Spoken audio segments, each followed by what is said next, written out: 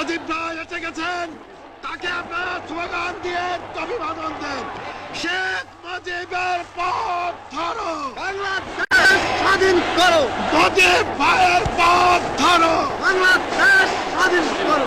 বাসের মাঠে তৈরি করো, বাংলাদেশ স্বাধীন করো। বীর বাগানে অস্ত্র ধরো, বাংলাদেশ স্বাধীন করো। আপনারা জোরে স্লোগান ধরেন, আমার দেশ তোমার দেশ, বাংলাদেশ বাংলাদেশ, আমার দেশ তোমার দেশ, বাংলাদেশ বাংলাদেশ, স্বাধীন করো, স্বাধীন করো। বাংলাদেশ স্বাধীন করো।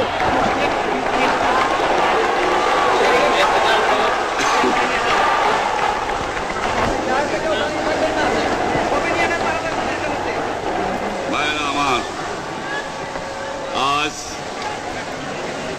দুঃখ ভারাক্রান্ত মন নিয়ে আপনাদের সামনে হাজির হয়েছি। আপনারা সবই জানেন এবং বোঝেন আমরা আমাদের জীবন দিয়ে চেষ্টা করেছি, কিন্তু দুঃখের বিষয় আজ ঢাকা, চট্টগ্রাম, খুলনা, রাজশাহী, রংপুরে আমার ভাইয়ের রক্তে রাজপথ রঞ্জিত হয়েছে।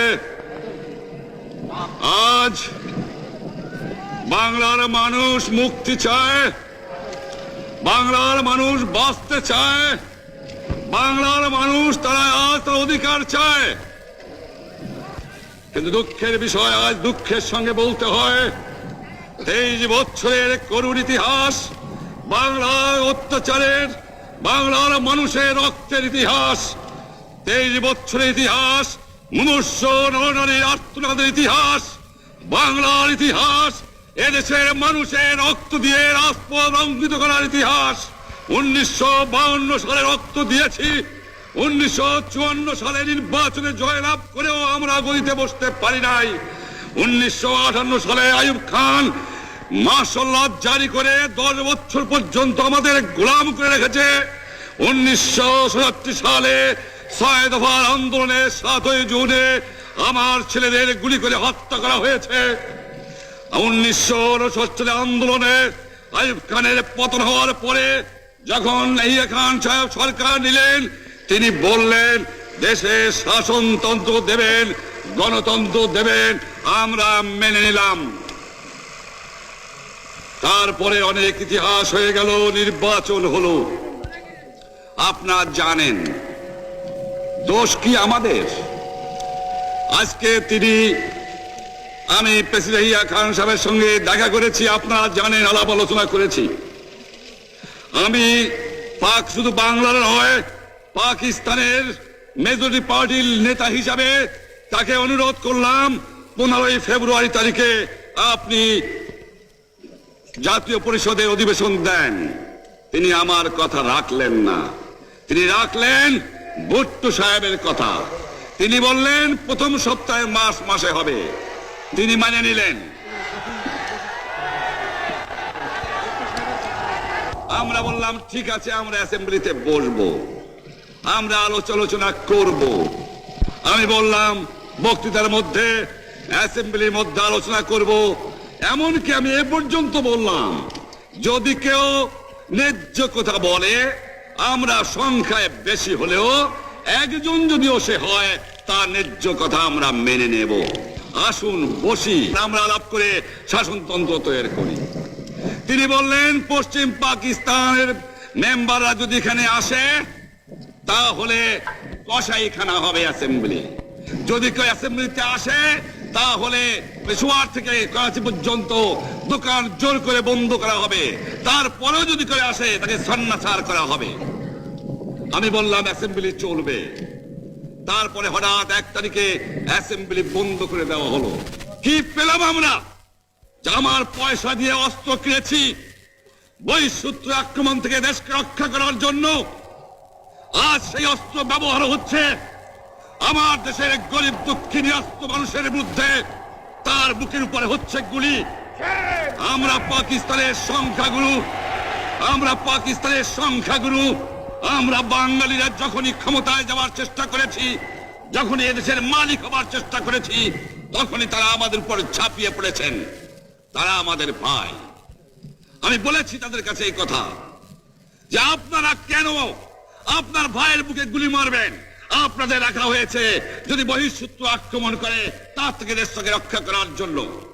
তারপরে উনি বললেন যে আমার নামে বলেছেন, আমি নাকি বলে স্বীকার করেছি যে 10 তারিখে রাউন্ড টেবল কনফারেন্স হবে। আমি উনাকে একথা বলে দেবার চাই, আমি তাকে তা বলি নাই। টেলিফোনে আমার সঙ্গে তার কথা হয়। তাকে আমি বলেছিলাম, জনাব ইয়াহিয়া খান সাহেব, আপনি পাকিস্তানের প্রেসিডেন্ট, দেখে যান, ঢাকায় আসেন কিভাবে আমার গরিবের উপরে, আমার বাংলার মানুষের বুকের উপরে গুলি করা হয়েছে, কি করে আমার মায়ের কোল খালি করা হয়েছে, কি করে মানুষকে হত্যা করা হয়েছে। আপনি আসুন, দেখুন, বিচার করুন, তারপরে আপনি ঠিক করুন। আমি এই কথা বলেছিলাম।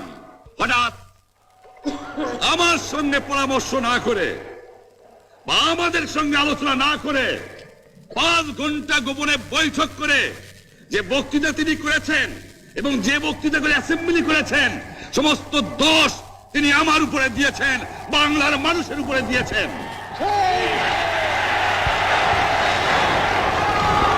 আমি পরিষ্কার মিটিংয়ে বলেছি যে এবারের সংগ্রাম আমার মুক্তির সংগ্রাম, এবারের সংগ্রাম স্বাধীনতার সংগ্রাম। আমার 25 তারিখে অ্যাসেম্বলি কল করেছে, রক্তের দাগ শুকায় নাই। আমি 10 তারিখে বলে দিয়েছি যে ওই শহীদের রক্তের উপর দিয়ে পাড়া দিয়ে আরটিসিতে মুজিবুর রহমান যোগদান করতে পারে না। অ্যাসেম্বলি কল করেছেন, আমার দাবি মানতে হবে। প্রথম, সামরিক আইন মার্শাল ল উড্র করতে হবে, সমস্ত সামরিক বাহিনীর লোকদের ব্যারাকে ফেরত দিতে হবে, যেভাবে হত্যা করা হয়েছে তার তদন্ত করতে হবে, আর জনগণের প্রতিনিধির কাছে ক্ষমতা হস্তান্তর করতে হবে। তারপরে বিবেচনা করে দেখব আমরা অ্যাসেম্বলিতে বসতে পারবো কি পারবো না।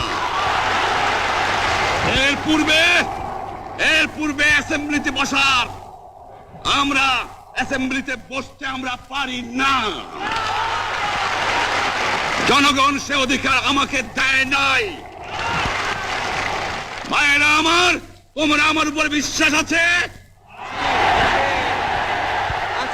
আমি প্রধানমন্ত্রিত্ব চাই না, আমরা দেশের মানুষের অধিকার চাই। আর যদি একটা গুলি চলে, আর যদি আমার লোকের উপর হত্যা করা হয়, তোমাদের উপর কাছে আমার অনুরোধ রইল, প্রত্যেক ঘরে ঘরে দুর্গ গড়ে তোলো। তোমাদের যা কিছু আছে তাই নিয়ে শত্রুর মোকাবেলা করতে হবে, এবং জীবনের তরে রাস্তাঘাট যা যা আছে সবকিছু আমি যদি হুকুম দেবার নাও পারি, তোমরা বন্ধ করে দেবে। তোমরা আমার ভাই, তোমরা ব্যারাকে থাকো, কেউ তোমাদের কিছু বলবে না, কিন্তু আর আমার বুকের পর গুলি চালাবার চেষ্টা করো না, ভালো হবে না। 7 কোটি মানুষকে তাবায় রাখতে পারবো না। আমরা যখন মরতে শিখেছি তখন কেউ আমাদের দবাতে পারবে না। যে পর্যন্ত আমার এই দেশের মুক্তি না হবে, খাজনা ট্যাক্স বন্ধ করে দেওয়া হলো, কেউ দেবে না। তবে আমি অনুরোধ করছি, আপনারা আমাদের ভাই, আপনারা দেশকে একেবারে জাহান্নামে ধ্বংস করে দিয়েন না। জীবনে আর কোনোদিন আপনাদের মুখ দেখা দেখি হবে না। যদিও আমরা শান্তিপূর্ণভাবে আমাদের ফয়সালা করতে পারি, তাহলে অন্তপক্ষে ভাই ভাই হিসেবে বাস করার সম্ভাবনা আছে। সেই জন্য আপনাদের অনুরোধ করছি, আমার এই দেশে আপনারা মিলিটারি শাসন চালাবার চেষ্টা করবেন না। দ্বিতীয় কথা, প্রত্যেক গ্রামে, প্রত্যেক মহল্লায়, প্রত্যেক ইউনিয়নে, প্রত্যেক সাব ডিভিশনে আওয়ামী লীগের নেতৃত্বে সংগ্রাম পরিষদ গড়ে তোলো এবং তোমাদের যা কিছু আছে তাই নিয়ে প্রস্তুত থাকো। মনে রাখবা, রক্ত যখন দিয়েছি, রক্ত আরো দেব, এদেশের মানুষকে মুক্ত করে ছাড়বো ইনশাআল্লাহ। এবারে সংগ্রাম আমাদের মুক্তির সংগ্রাম, এবারে সংগ্রাম স্বাধীনতার সংগ্রাম। আপনারা আমার উপরে বিশ্বাস নিশ্চয়ই রাখেন। জীবনে আমার রক্তের বিনিময়েও আপনাদের সঙ্গে বেঈমানি করি নাই। প্রধানমন্ত্রিত্ব দিয়ে আমাকে নিতে পারে নাই, ফাঁসি কাস্টে আসামি দিয়ে আমাকে নিতে পারে নাই। যে রক্ত দিয়ে আপনারা আমাকে একদিন জেলের থেকে বার করে নিয়ে এসেছিলেন, এই রেসকোর্স ময়দানে আমি বলেছিলাম আমার রক্ত দিয়ে আমি রক্তের ঋণ শোধ করবো, মনে আছে? আমি রক্ত দেওয়ার জন্য প্রস্তুত। আমাদের মিটিং এইখানেই শেষ। আসসালামু আলাইকুম। জয় বাংলা।